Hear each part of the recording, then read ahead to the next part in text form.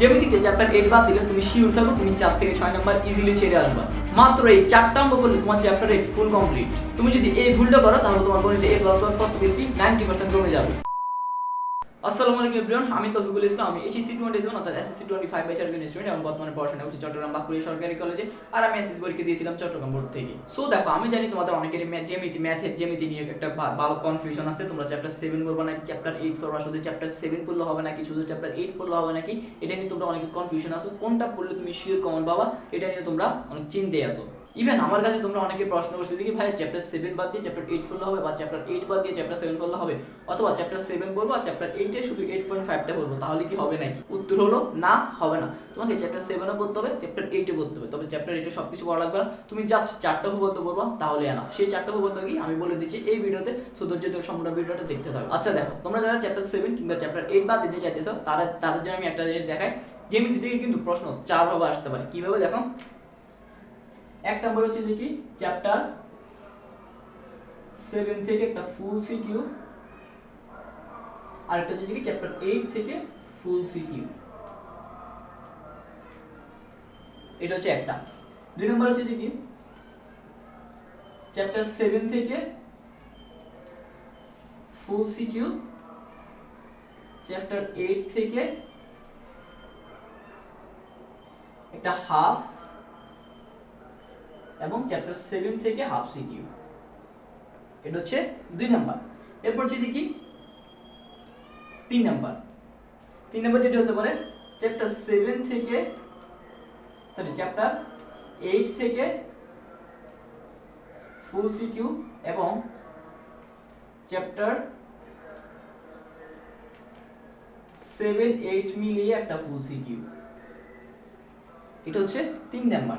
4 number হচ্ছে দেখি chapter 7, 8 মিলিয়ে একটা ফুল সিকিউ, আবার চ্যাপ্টার 7, 8 মিলিয়ে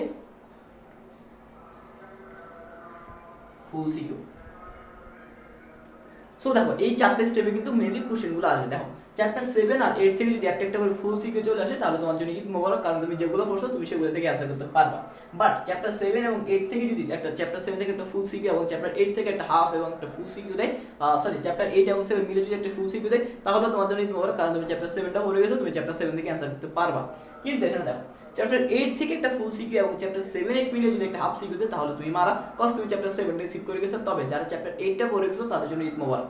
আর লাস্ট যেটা সেটা হচ্ছে চ্যাপ্টার 8, 7, 8 মিলে একটা ফুল সিকিউ, আবার চ্যাপ্টার 7, 8 মিলে একটা ফুল সিকিউ, তাহলে তুমি শিওর মারা, তুমি আর অ্যানসারই করতে পারবে না। এখানে তোমাকে ইজিলি কিন্তু 4 থেকে 6 নাম্বার ইজিলি ছেড়ে আসতে হতে পারে। দ্যাটস হোয়াই চেষ্টা করো চ্যাপ্টার 7 কিংবা চ্যাপ্টার 8 ফুললি বাদ না দিয়ে সেখান থেকে যে মোস্ট ইম্পর্টেন্ট অঙ্কগুলো আছে সেগুলো করো। আমি জানি তোমরা মোস্ট অফ কোয়েশ্চেন শুধু চ্যাপ্টার 7টা করে যেতে চাইবা, বাট না, চ্যাপ্টার 8টা ফুললি স্কিপ করলে সেখান থেকে কিছু কিছু অঙ্ক আছে সেগুলো করলে তোমার চ্যাপ্টার 8 ফুললি কমপ্লিট হয়ে যাবে। সেই সিকিউগুলো হচ্ছে দেখি উপপাদ্য হচ্ছে কি, উপপাদ্য নাম্বার আমি এখানে লিখে দিচ্ছি। উপপাদ্য হচ্ছে দেখি 17, 18, 19, 20, 23। এখানে 18 এবং 19 প্রায় সেম, একটা আরেকটার বিপরীত। সো এক্ষেত্রে বলা যায় দেখি 4টা মূলত উপপাদ্য 17, 18, 19 মিলিয়ে একটা 20, 23, 4টা উপপাদ্য করলে তোমার চ্যাপ্টার 8 ফুল কমপ্লিট।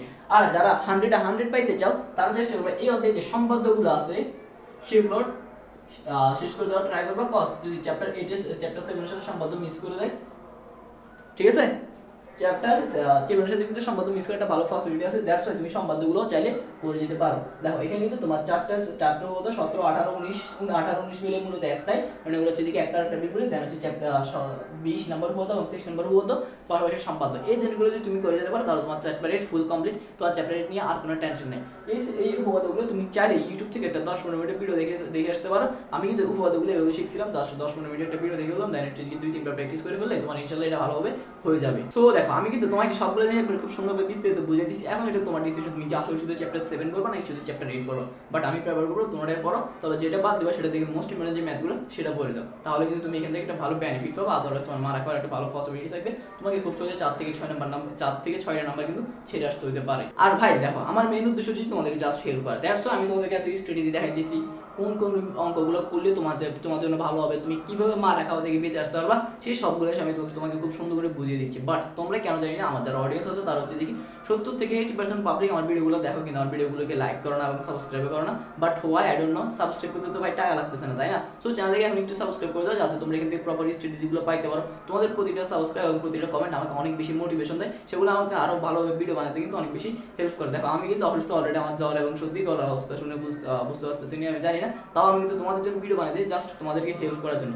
সো ভাই এখন চ্যানেলটিকে সাবস্ক্রাইব করে দাও। আর যদি ভিডিওটা ভালো লেগে থাকে তাহলে অবশ্যই ভিডিওকে একটি লাইক এবং কমেন্টে জানিয়ে দিও তোমার মতামত, তোমার যদি কোনো সমস্যা থাকে, তোমার যদি কোনো প্রশ্ন থাকে সেটা অবশ্যই জানার চেষ্টা করবা, তাহলে আমি তোমাকে খুব দ্রুত রিপ্লাই দেওয়ার চেষ্টা করবো ইনশাল্লাহ। সো দেখা হচ্ছে নেক্সট ভিডিওতে, till then tata, good by.